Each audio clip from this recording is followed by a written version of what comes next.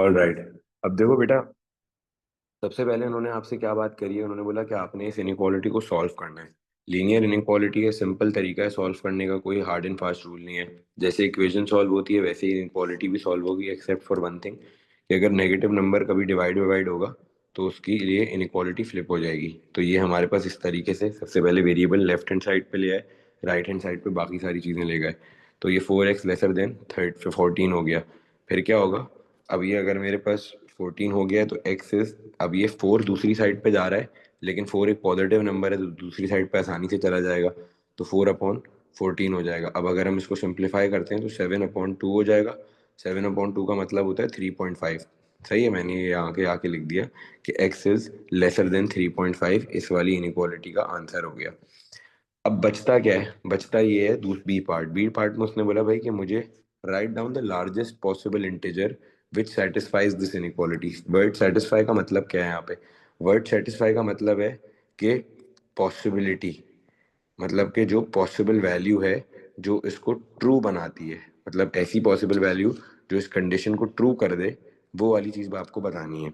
तो अब वो बोल रहे हैं ना भाई कि x जो है वो लेसर देन 3.5 है, और x जो है वो एक इंटीजर लेना है अब हमें।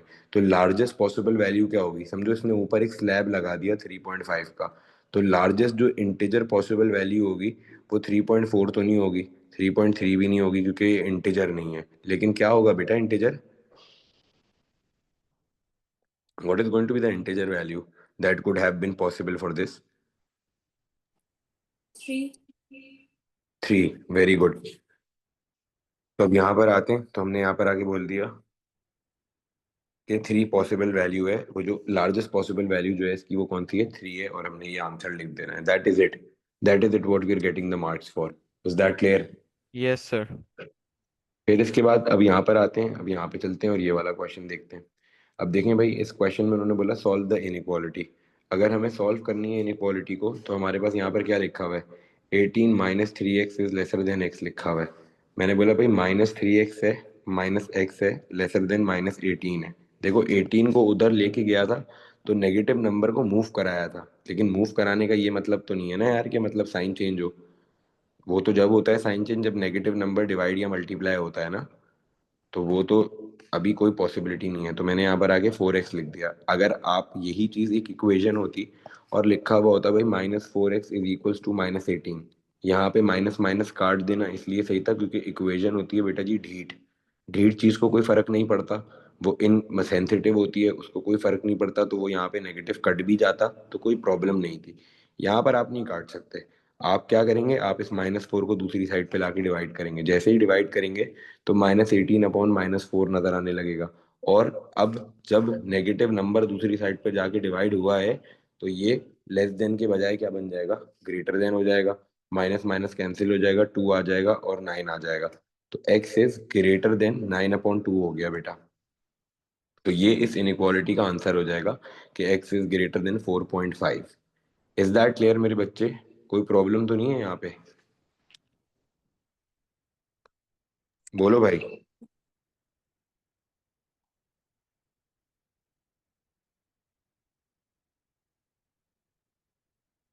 हेलो। यस, नहीं नहीं सर, कोई मसला नहीं। Okay best. बी पार्ट पर आ जाओ। अब बी पार्ट में लिखा हुआ है given that n is an integer. N क्या है, एक इंटीजर है। वेयर -3n जो है वो किसके बराबर या उससे बड़ा है। बीच में आदमी खड़ा करो जरा पढ़ने के लिए। तो 3n is greater than equal to -10 है, बट लेसर देन -3 है। ठीक है। तो अगर इस तरह की चीजें, find the possible values of n, क्या करना है हमें, एन की पॉसिबल वैल्यूज लिखनी है। याद रहे एन सिर्फ एक इंटीजर है। एन क्या है, एन सिर्फ एक इंटीजर है। तो अगर एन एक इंटीजर है तो एन के इंटीजर होने की वजह से हमारे पास, हमें पता है कि, और एन के लिए कंडीशन ये दी हुई है, ठीक है, कि किससे, -10 या उससे बड़ा है, लेकिन 3 - 3 से छोटा है। अच्छा ये एन नहीं इससे बड़ा, 3n - 10 या उससे बड़ा है। तो एन के लिए अगर कंडीशन देखनी है तो हमें तो पहले इसको सिंप्लीफाई करना पड़ेगा। तो अगर इसको सिंप्लीफाई करने जाते हैं तो इनइक्वालिटी कैसे सॉल्व होती है यार? ऐसा, मुझे ये कॉन्फ्रेंस रूम में कॉफी तो भेज दे यार। हेलो, हाँ मैं बोल रहा हूँ, मुझे कॉन्फ्रेंस रूम में कॉफी तो भेज दे। हेलो आवाज आ रही है? हेलो आवाज आ रही है? यार मैं बोल रहा हूँ कॉन्फ्रेंस रूम में कॉफी तो भेज दे।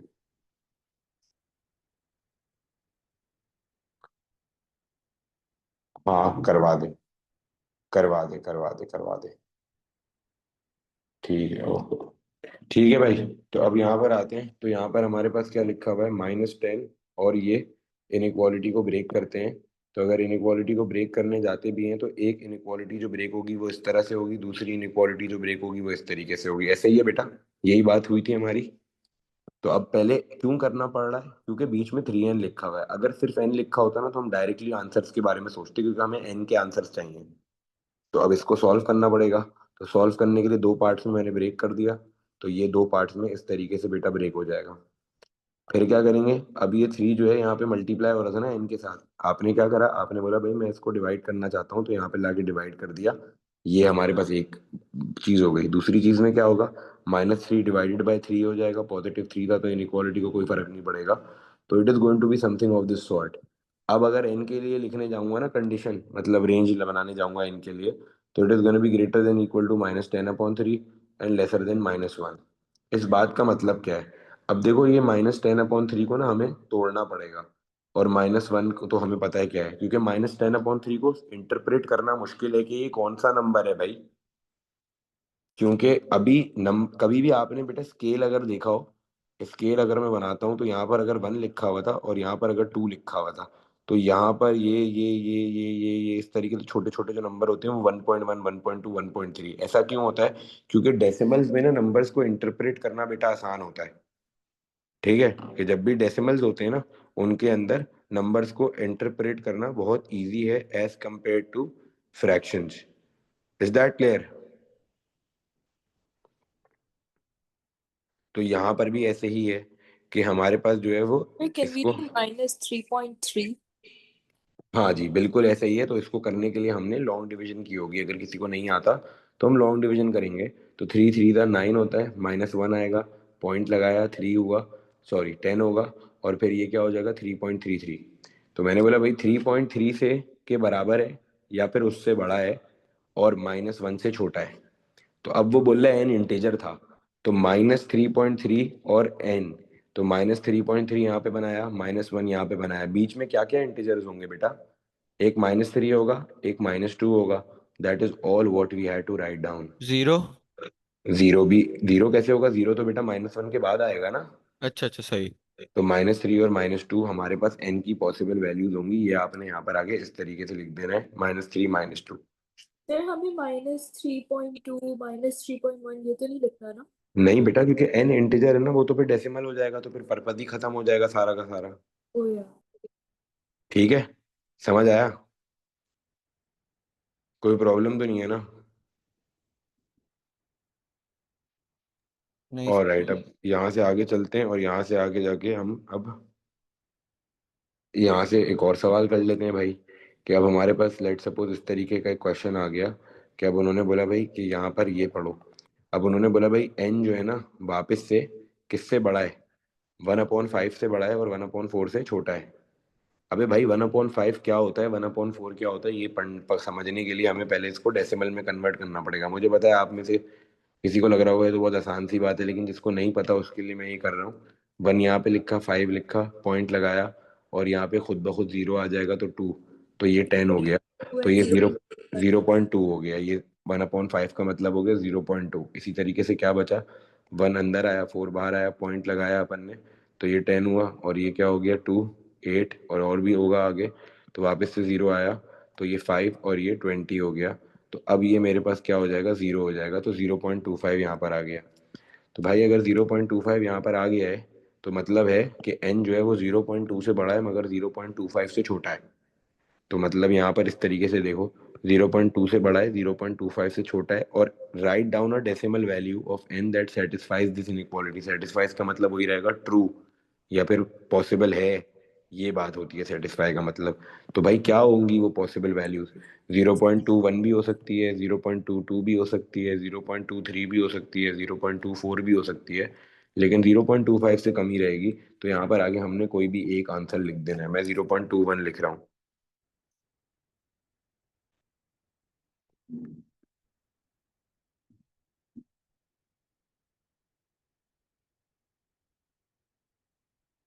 Is that clear?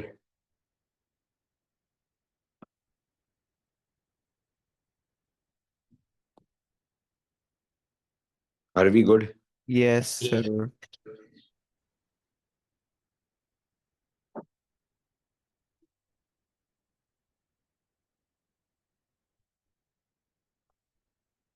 चलें जी, अब यहाँ पर आते हैं, ये वाला सवाल देखते हैं।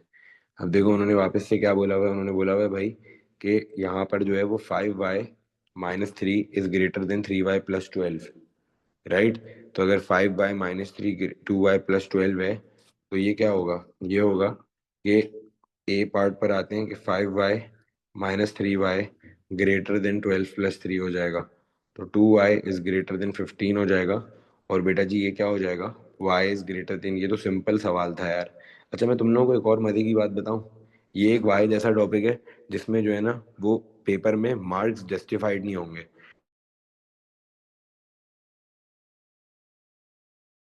वाई से?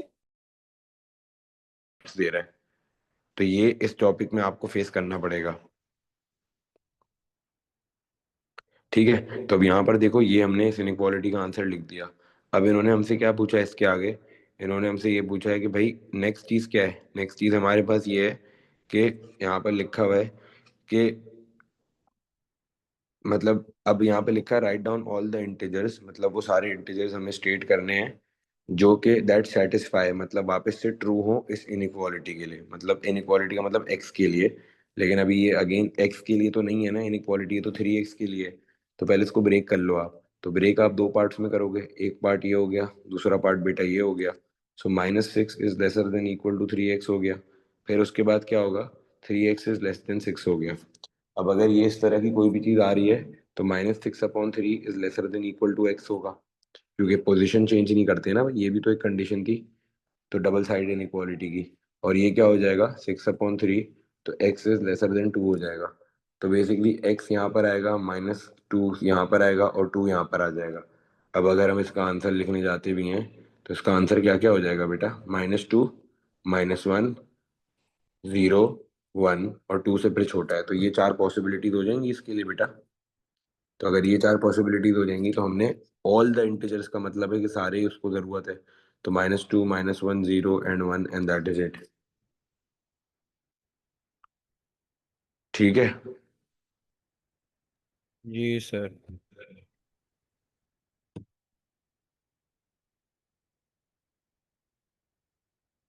ऑलराइट, अब यहाँ से आगे चलते हैं and let's just look at the second thing that is there. अब ये क्वेश्चन देखो, अब उन्होंने क्या बोला, उन्होंने बोला भाई कि मेरे पास एक इनइक्वालिटी है और वो क्या है बेटा जी, वो हमारे पास इस तरीके से गिवन है, बोला इसको सॉल्व करें। तो अब यहाँ पर इसको अगर सॉल्व करने जाते भी हैं तो 8 - 2x हो गया लेसर देन x-10 हो गया। अब क्या होगा, -2x -x एक जगह, क्योंकि सारे वेरिएबल एक जगह होते हैं, -10 -8 एक जगह हो जाएगा, -3x इज लेसर देन -18 हो जाएगा। -3 यहाँ पर मल्टीप्लाई हो रहा है ना, दूसरी साइड पे जाके क्या होगा बेटा, डिवाइड होगा। तो दैट मीन्स ये हमारे पास -18/-3 आ जाएगा और ये ग्रेटर देन हो जाएगा। ठीक है, और ये माइनस माइनस कैंसिल, 3 × 1 = 3, 3 × 6 = तो x इज ग्रेटर देन 6 हो गया। अब उन्होंने बोला find the smallest integer such that 3n is greater then n। n एक इंटीजर है, लेकिन उन्होंने क्या बताया है n के लिए कि 3n जो है ना वो -17 से बड़ा है। 3n किससे बड़ा है बेटा, -17 से बड़ा है। तो अगर 3n -17 से बड़ा है तो इसका मतलब क्या होगा, इसका मतलब ये होगा कि 3n is greater then -17।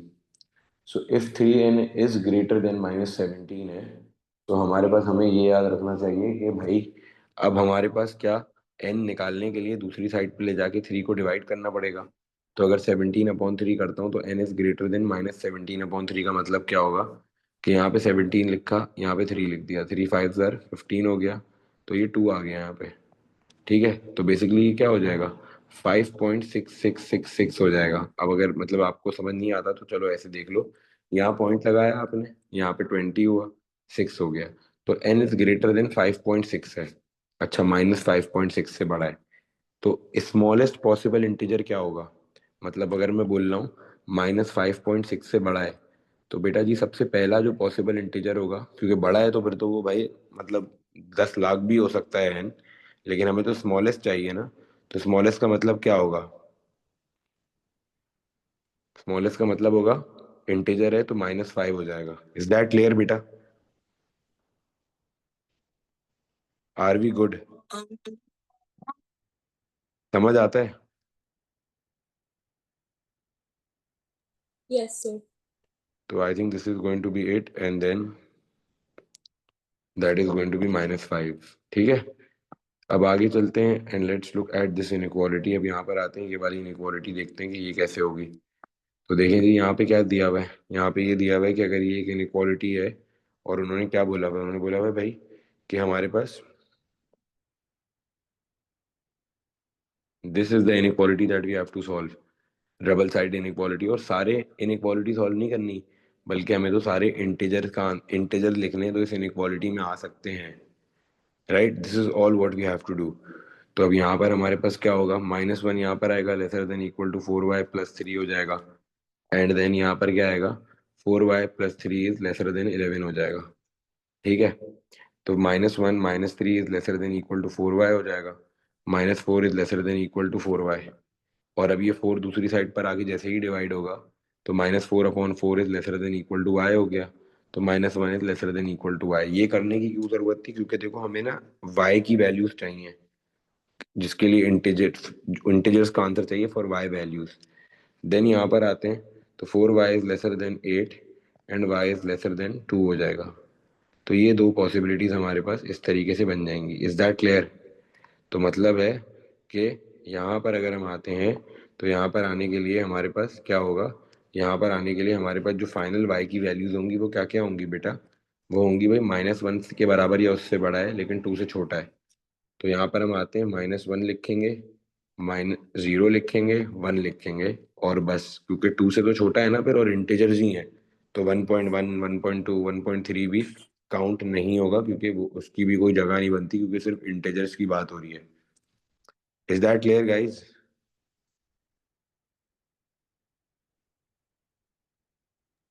Sir, could you go back to the question you did before this? Yes.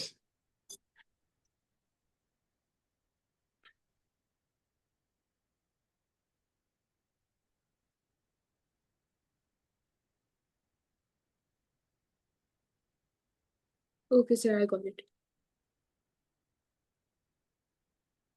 सही है। Yeah.